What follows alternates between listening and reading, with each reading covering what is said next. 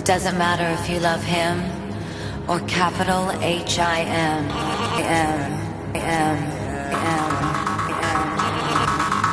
Just put your paws up, 'cause you were born this way, baby.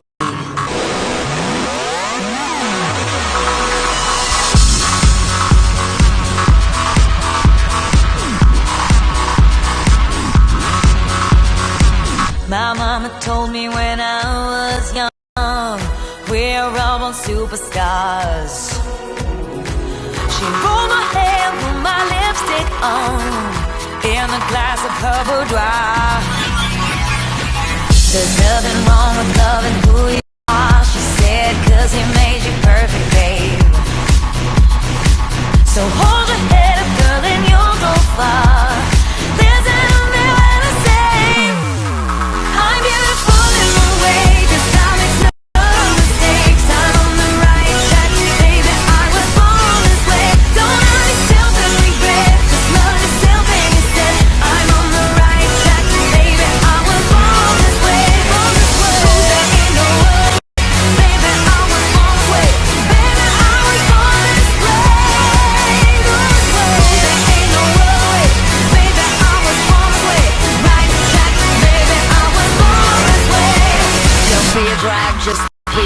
don't be a drag, just be a queen. Don't be a drag, just be a queen. Give yourself prudence and love your friends. Subway kid, rejoice the truth.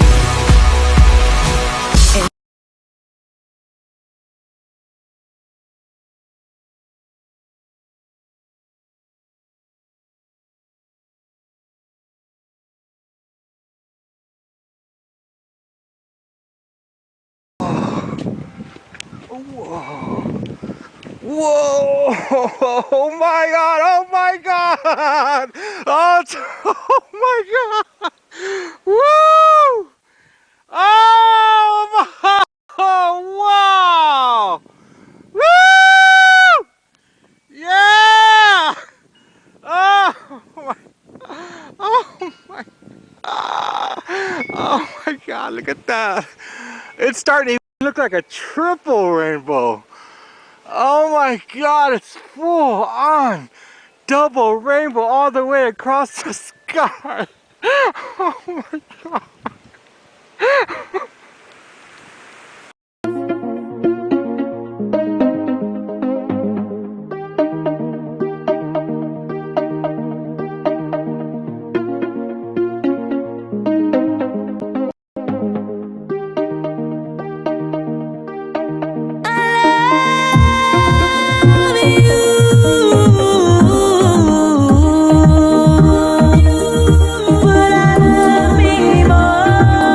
Oh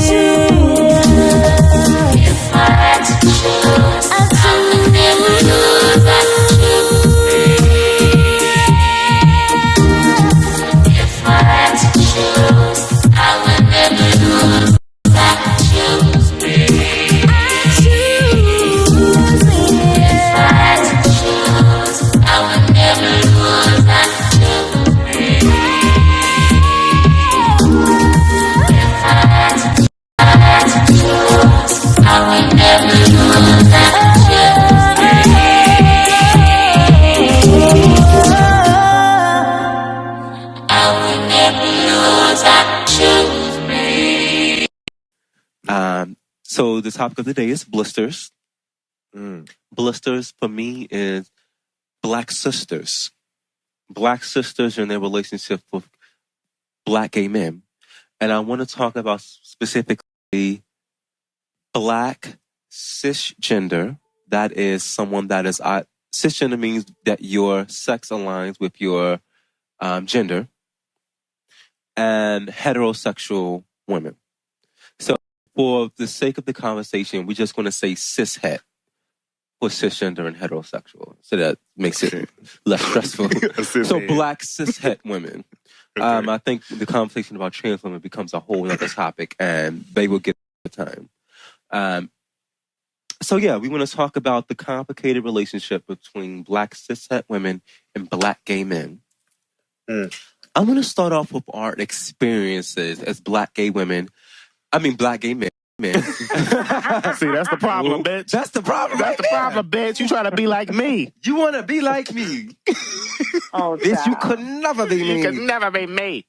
But I want to start with part one. We're going to talk about how black cishet women contribute to homophobia and toxic masculinity. And we're going to start with our experiences. Can I start with you, Lyrical Kumar? Yeah. I think that most black women don't realize that you can pick up on things from as a young child. It starts from around when you can walk and talk. And you're just doing you, okay? Maybe you're acting a little feminine. But when you do things to correct, your son who might be gay or he's acting a little feminine, actually, it affects them. And you don't even realize it. When you get older to like 4, 5, 6, 7, it starts to happen in school. And people are always saying something. Like bullying? Bullying, it goes on at school. That's outside of black women, but I'm just saying it's the same type of behavior. And then, 5th grade, going into middle school, then you really notice how people are in your family are looking at you, and you're listening to what your mother is saying to you and realizing that there are things about you that she would change. That is, it's extremely hard to deal with. Not feeling like you can live up to your parents' expectations because of how you act or the fact that you're gay. Expectations of being a man? Yes. And so for me, it happened with black women in my family, when I was in my younger days. Sometimes it was from a distance and sometimes it was right in my face, but I was catching all of it because, of course, I'm a butch queen back then too. So I'm catching all of it. And so that's where my relationship with black women began. They were my favorite people, but also they would make me sick. More so than black men in my life because it was sort of expected by the way that I saw, black men in and out of my family treat everyone. So for black women, I had a little bit more high expectations, or would like to. And I also had teachers in middle school that were black women. Yes, that were women. Good, mentors to me. So once I didn't get that from, family members and other people that were closer to me who were older, it was a little bit discouraging and hurtful. So I think my point of this is just to say that if you have a child who might be gay, you need to let that child and be I guess how they black are. and on the queer spectrum, correct? So, whatever. Yeah. If you have a gay child, you need to let them be, who they are, because they remember every single thing you said to them, and they also remember every single thing your friends and sisters said and brothers said. And sometimes you're told something that something is said about you behind your back, and you're told about it. That's And how it can you talk about any specific ways that it may have affected you growing up?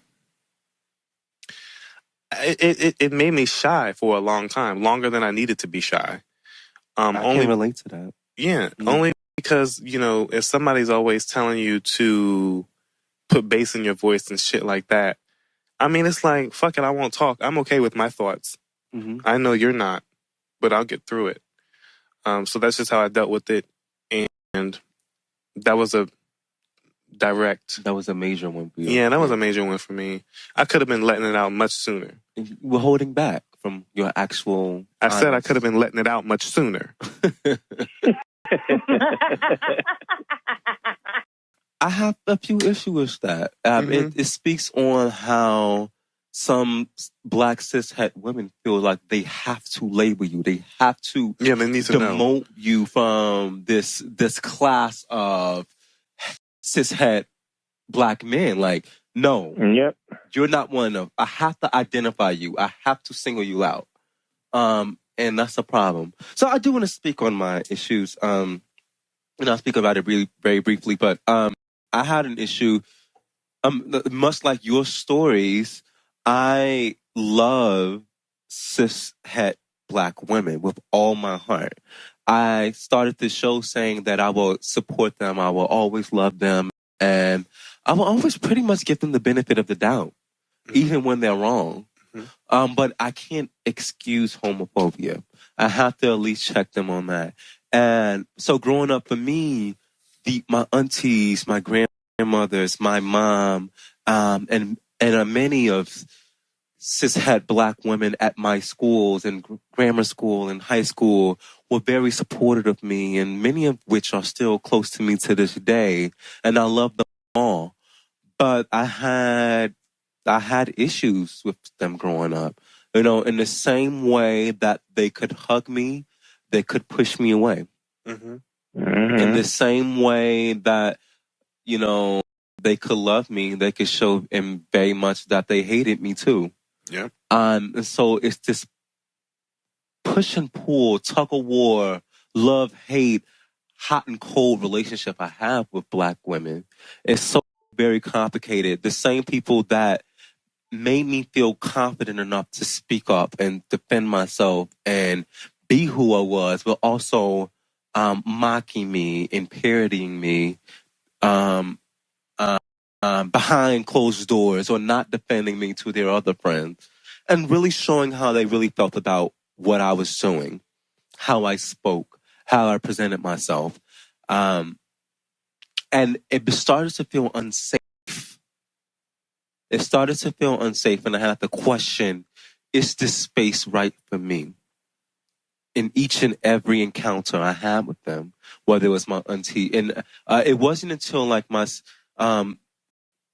I came out the closet officially at like 16 years old. I was having MSM, males on male sexual intercourse by 15 going on 16, like 15 and 10 months. But it wasn't until like maybe 18 to 20, literally my time in ballroom, where I really start to take notice to these interactions and say that it wasn't good for me. And I had to look at it with a careful eye. There was one situation in particular that comes to mind where I had with a stepmother. I was very close with her, and I had fallen out with my father. We had a very troubled relationship because he had made some homophobic comments about not wanting to eat off the same spoon as me because he felt that he can catch something, or he felt that I was only gay because I was scared of rejection from women. And he created all of these narratives that were outside of the truth, because in his head, he thought that it was only possible to be gay if you were sexually assaulted as a child, or more so closely molested. Right. And so my biggest supporter, one of my biggest supporters in that time, should I say, was my stepmom. She was very, it's going to be okay. I still love you. She made me feel safe because even my biological mom, she had claimed to be bisexual, but in my experience coming out, I didn't feel that love. It felt that she chose a side when I came out. It was kind of like, don't bring that, and in not so many words, don't bring that gay shit to this house. Right. And I didn't. And so that was one instance where I didn't feel another black woman cut me out. I thought that I was in a safe space with you, and then you said I couldn't be who I was around you. So I felt unsafe there. And then with my stepmom, even though she was a shoulder to cry on and was my emotional support, she said to me, well, she didn't say to me, it got back to me around 17 when I actually got close to Lyrical Mara, that she didn't want me around the children. And so at first when this came to me, it was presented as my father didn't. But Right. it was actually a group decision. They made the decision together that they didn't want me around the children because it would influence them, or they didn't trust me that I might touch on one of them. Again, conflating homosexuality with pedophilia. And I had to be honest with myself. Why was it that I was more mad at her than I was with my own biological father? And it was because of this exact conversation we're having today. You're let in by these people that you think love you. And so they get to a level of comfort,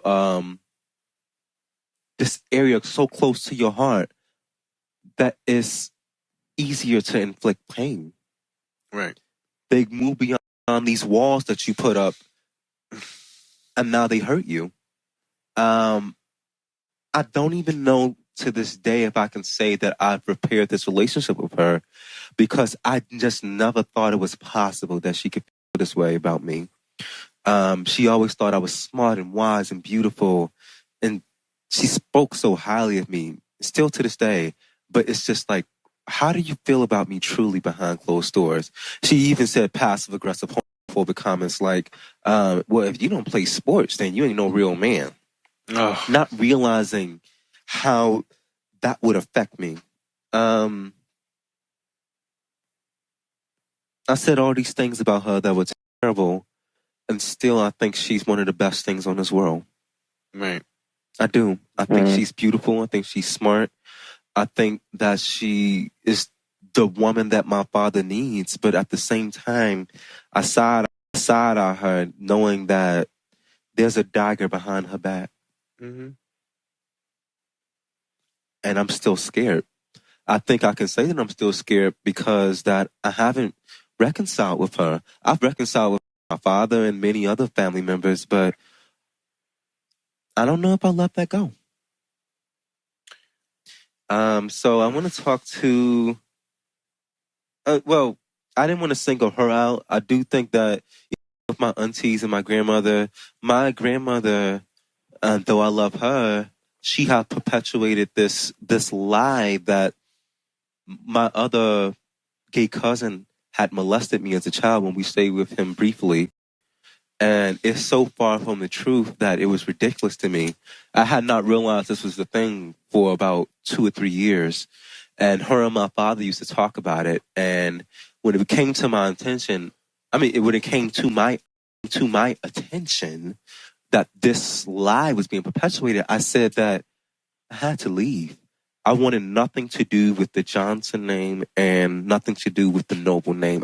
I wanted to be detached from my family because I had to escape their homophobia, and I left and went to New York. And that's why to this day they feel like I'm not open to them. I'm I don't know about y'all. Maybe I can ask y'all this. Do you feel that you are close to your family when it's maybe convenient, like on holidays, or when you need to feel connected to your kin and blood sometimes? I think we all do.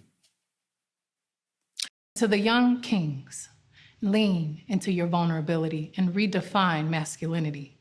Lead with heart. There's so many different ways to be brilliant. I believe you and every human being is born with a masterful gift. Don't make the world make you feel that you have to look a certain way to be brilliant.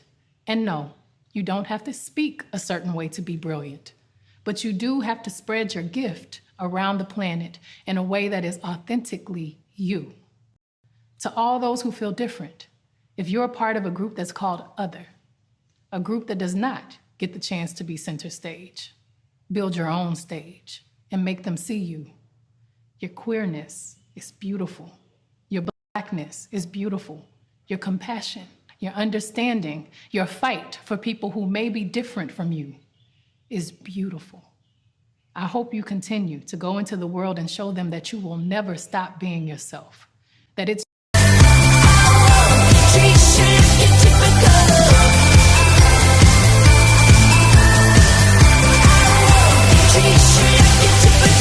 all I wanna get is a little bit closer. All I wanna know is, can you come a little closer?